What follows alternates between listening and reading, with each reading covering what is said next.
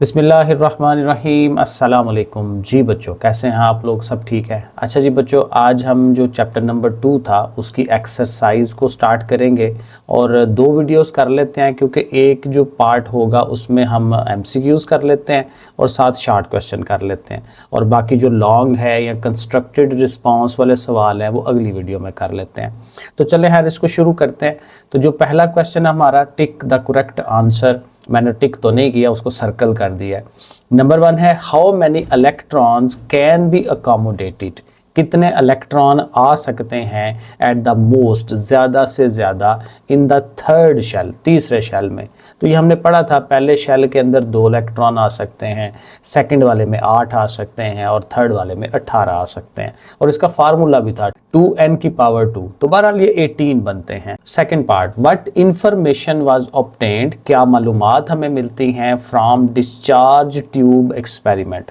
तो ये जो हमने डिस्कवरी ऑफ इलेक्ट्रॉन और प्रोटॉन किया था, वो उसके जो मेन एक्सपेरिमेंट थे वो डिस्चार्ज ट्यूब वाले थे, हमने तफसील में पढ़ा था। तो डिस्चार्ज ट्यूब से हमें क्या मिला? हमें इलेक्ट्रॉन और प्रोटॉन, न्यूट्रॉन बाद में दरियाफ्त हुआ था, तो इसलिए सी वाला आंसर सही है, electrons and protons were discovered. ठीक हो गया। Number 3, why have isotopes not been shown in the periodic table. Isotopes जो हैं किसी भी एक एलिमेंट के, उनको पीरियोडिक टेबल के अंदर हम उनको क्यों नहीं शो करवाते? एक तो ज़ाहिर है सिंप्लिसिटी के लिए, क्योंकि पीरियोडिक टेबल के अंदर सिर्फ एलिमेंट ही लिख लिया जाए ताकि हमें आसानी हो उसको समझने में, और दूसरा ये है कि उनके एटॉमिक नंबर जो है सबके सेम होते हैं। जितने भी आप एक चीज़ के अगर 10 आइसोटोप्स हैं लेकिन सबका एटॉमिक नंबर सेम है, तो फिर सेम एटॉमिक नंबर के हिसाब से बस एक ही एलिमेंट को लिख दिया जाता है ताकि वो जो है वो एक अगेन सिंप्लिसिटी रहे। तो इसका जो सी वाला आंसर है ये सही होगा। All the isotopes have same atomic number. ठीक है, एक जैसा एटॉमिक नंबर होता है, so there is no need to give them separate places, अलग-अलग से उनकी जगह बनाने की ज़रूरत नहीं है, एक ही इनफ होता है। आगे नंबर 4 है, which particle is present in different numbers in the isotopes. Isotopes के अंदर कौन सी चीज़ डिफ़र करती है? तो हमने पढ़ा था कि न्यूट्रॉन्स डिफ़र करते हैं, प्रोटॉन और इलेक्ट्रॉन सेम रहते हैं, क्योंकि उससे तो वो चीज़ ही डिफरेंट हो जाती है ना अगर वो चेंज हो जाए तो। लेकिन न्यूट्रॉन के चेंज होने से चीज़ वही रहती है, ठीक है ना। तो इसलिए न्यूट्रॉन जो है ये चेंज होते हैं आइसोटोप्स के अंदर, ये हमें याद रखना है। Number 5, in which isotope of oxygen, कहता है ऑक्सीजन का कौन सा आइसोटोप है जिसमें there are equal number of protons and electrons and neutrons, कि प्रोटॉन भी वही, इलेक्ट्रॉन भी वही और न्यूट्रॉन भी वही। तो ये 16 वाला है, इसको हम पढ़ते हैं O816। तो इसका 8 होता है एटॉमिक नंबर, तो एटॉमिक नंबर में प्रोटॉन इलेक्ट्रॉन सेम होते हैं, और सिर्फ न्यूट्रॉन को ही आपने चेक करना है तो वो ऊपर वाले को देखते हैं, ऊपर 16 है तो नीचे 8 है, 16 में से 8 निकालें तो 8 ही आता है आंसर। तो न्यूट्रॉन भी 8 ही तभी आते हैं क्योंकि ये सब के नीचे 8 सब के नीचे है, लेकिन ऊपर में इसमें 17 है, इसमें 16 है, इसमें 18 है, तो न्यूट्रॉन डिफरेंट हो जाता है, लेकिन यहाँ पे उतने ही रहते हैं 16 वाले के अंदर। तो बहरहाल ये बी वाला आंसर सही है। Number 4, what will be the relative atomic mass of nitrogen, यानी जो AMU हम निकालते हैं नाइट्रोजन का कितना होगा, given the abundance of its 2 isotopes. अब ये जो नाइट्रोजन है उसके 2 आइसोटोप्स हमें वो दे रहा है, N14 और N15। अब ये जो N14 है इसका जो अबंडेंस है वो दी हुई है 99.64, यानी कि तकरीबन सारा ही ये वाला होता है N14, और N15 बहुत ही थोड़ा 0.35 होता है। तो कहता है कि इसका फिर रिलेटिव एटॉमिक मास क्या बनेगा, तो हमने इसका मैथमेटिकल करके देखा था। हमने क्या करना है, ये जो 14 है उसका मास नंबर, इसको उसके अबंडेंस से मल्टीप्लाई कर देना है। 14 मल्टीप्लाई 99.64, वो आप लिख लें साइड पे। उसके बाद ये 15 है और 15 वाले की अबंडेंस ये है 0.35, तो 15 को 0.35 से मल्टीप्लाई कर लें। अब दोनों को प्लस कर लें और प्लस करके फिर 100 पे डिवाइड करें, तो ये 14.0021 आएगा आंसर। ये आपने कर लेना है, ठीक है। 14 को 99.64 से मल्टीप्लाई करना है, 15 को 0.35 से करना है, और दोनों को प्लस कर लेना है और 100 पे डिवाइड। ज़ाहिर है ये पीछे ये चैप्टर के एंड पे हमने फार्मूला किया था, ठीक है। तो ये इस तरह हो गया। Number 7, how is radio carbon dating, ये जो रेडियो एक्टिव्स के हमने यूजेस दिखाए थे तो उसमें यूजेस एक ये भी था कि रेडियो एक्टिव कार्बन डेटिंग जो है वो बेसिकली क्या होता था कि किसी चीज़ की जो एज है वो हम देखते थे कि वो स्टार्ट कब से हुआ है। तो फिर यहीं पे है कि आर्कोलॉजिस्ट जो है उनको क्यों ज़रूरत पड़ती है इसकी, वो ज़ाहिर है यही ज़रूरत पड़ती है कि चीज़ों की जो एज है वो अंदाज़ा लगाते हैं। तो ए वाला आंसर सही होगा। It helps determine the age of organic matter, जो भी चीज़ है ऑर्गेनिक मैटर उनके पास उसकी उम्र कितनी है, तो वह ए वाला आंसर सही है। 8. What does keep the particles present in the nucleus intact? कहते हैं न्यूक्लियस में जो पार्टिकल्स हैं, न्यूक्लियस में मेनली क्या कौन से पार्टिकल हैं, प्रोटॉन और न्यूट्रॉन। तो कहते हैं ये जो प्रोटॉन और न्यूट्रॉन है वो इंटैक्ट किया कैसे रहते हैं, यानी न्यूक्लियस में इकट्ठे किस वजह से रहते हैं, तो वो उनकी वजह है स्ट्रॉन्ग न्यूक्लियर फोर्स। ये हमें याद रखना है, ये फिजिक्स में भी मैंने पढ़ाया था। Particles are held together by strong nuclear force, ये ए वाला आंसर सही है। उनके दरमियान फोर्स ऑफ अट्रैक्शन होती है स्ट्रॉन्ग वाली, इसलिए उसका नाम ये रखा हुआ है। नंबर 9 है how do electrons keep themselves away from the oppositely charged nucleus.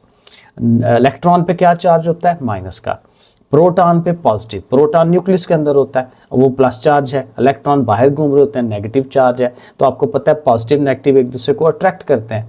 तो कहते हैं जो इलेक्ट्रॉन है वो प्रोटॉन की तरफ क्यों नहीं जाता, और उसकी रीज़न है कि वो बड़ी तेज़ी के साथ जो है वो उसके गिर्द चक्कर लगा रहा होता है।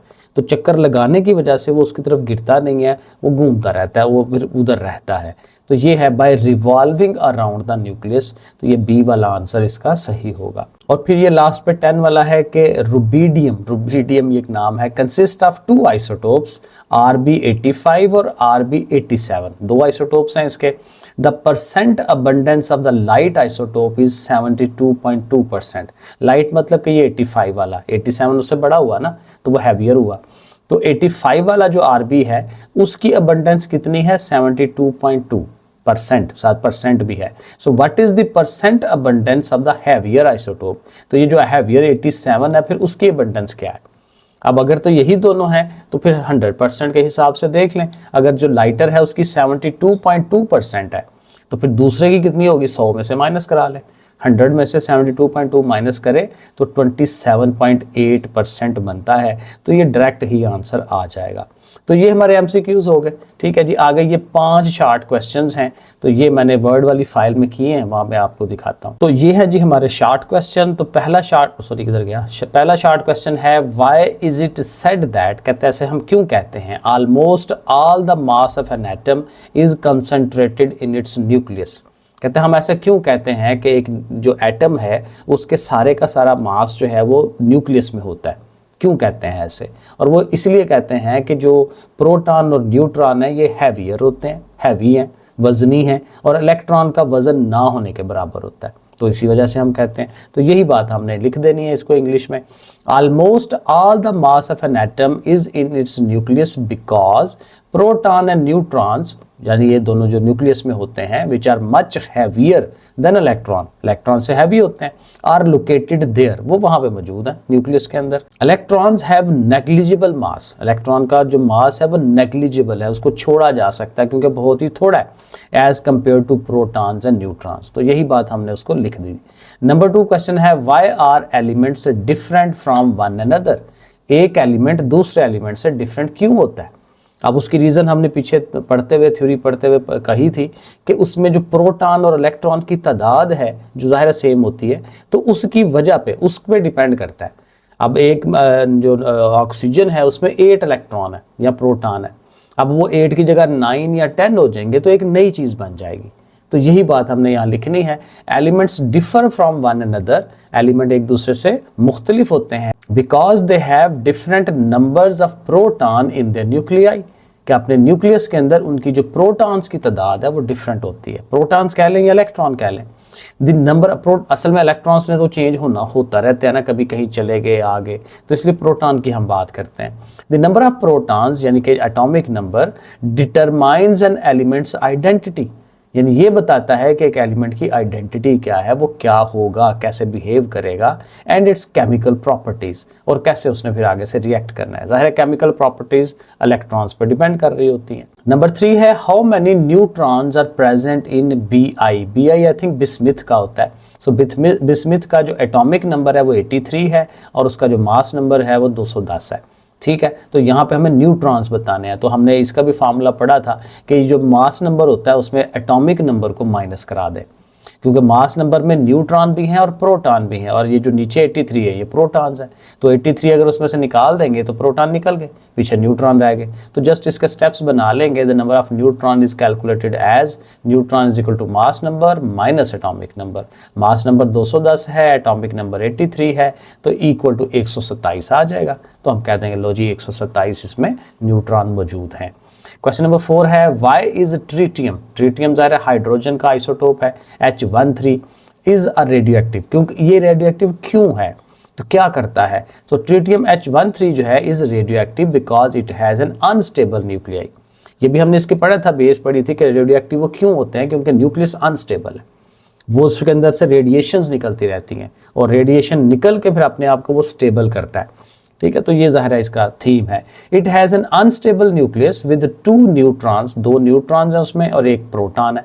ये देखें ऊपर लिखा हुआ है 3 का मतलब नीचे देखें ये जो 1 लिखा हुआ है नीचे ये उसके प्रोटॉन्स को शो कराता है, और 3 का मतलब ये है कि प्रोटॉन न्यूट्रॉन दोनों मिलकर 3 है, तो फिर न्यूट्रॉन 2 हुए, 2 neutron 1 proton. So this imbalance, कहता है ये जो इम्बैलेंस नहीं है क्योंकि दोनों डिफरेंट हैं, मेक्स इट अंडरगो बीटा डेके। इसमें बीटा वाली रेज निकलती हैं, डेके होता है उसमें से निकलना। वो मैंने बताया था रेडियोएक्टिव जो रेडिएशंस हैं वो 3 तरह की होती हैं, अल्फा बीटा गामा रेज। तो कहते हैं इसमें से बीटा रेज निकलती हैं, और बीटा रेज बेसिकली क्या है, वो एक किस्म के इलेक्ट्रॉन्स होते हैं। ठीक है, इलेक्ट्रॉन की शक्ल बन के जो है वो वहाँ से निकलते हैं एंड ट्रांसफॉर्म्स इनटू हीलियम। तो जाहिर है जब चेंज होता है तो वो कोई और एलिमेंट बनेगा ना, क्योंकि वो जाहिर चीज़ें चेंज हो रही हैं, तो हीलियम बन जाएगा ये। और लास्ट में शॉर्ट क्वेश्चन है how can an atom absorb and emit energy. एक एटम के अंदर से एनर्जी का निकलना या उसका एब्जॉर्ब होना वो कैसे होता है। कहते हैं एन एटम एब्जॉर्ब्स एनर्जी, एक एटम के अंदर एनर्जी आती है वो खींच लेता है अपनी तरफ, when an electron move from a lower energy level to a higher energy level. हमने पढ़ा था इलेक्ट्रॉन्स जो हैं वो सर्कल्स में घूम रहे होते हैं, एक नज़दीक वाला एनर्जी लेवल होता है, एक आगे वाला एनर्जी लेवल होता है। तो कहते हैं एनर्जी कब एब्जॉर्ब करेगा, जब लोअर एनर्जी लेवल से हायर एनर्जी पे लाया जाएगा। ठीक है, हायर का मतलब ये है कि उसको ज़्यादा एनर्जी चाहिए उसको, तो ज़्यादा एनर्जी के लिए उसको फिर कहीं से एनर्जी एब्जॉर्ब करनी पड़ेगी। और उसी के अपोजिट इट एमिट्स एनर्जी, ये एनर्जी को खारिज करता है, निकालता है when the electron returns to a lower energy, जब वो लोअर एनर्जी नीचे की तरफ फिर वो आता है, रिलीजिंग अ फोटॉन, यानी कि लाइट या फोटॉन की शक्ल में वो एनर्जी जो है वो अपने बाहर निकाल देता है। तो ये आपके सामने क्वेश्चंस हैं, शॉर्ट क्वेश्चंस, इनको लिख लें, याद करें, पढ़ें। ठीक है, ये इस तरह से इसको तैयार कर लें। तो छोटा लेक्चर हुआ है लेकिन ठीक है, ओके है। सेकंड लेक्चर में इंशाल्लाह जो बाकी जो क्वेश्चंस हैं वो कर लेते हैं, फिर एक्सरसाइज कंप्लीट हो जाएगी। ओके, फिर अल्लाह हाफिज़।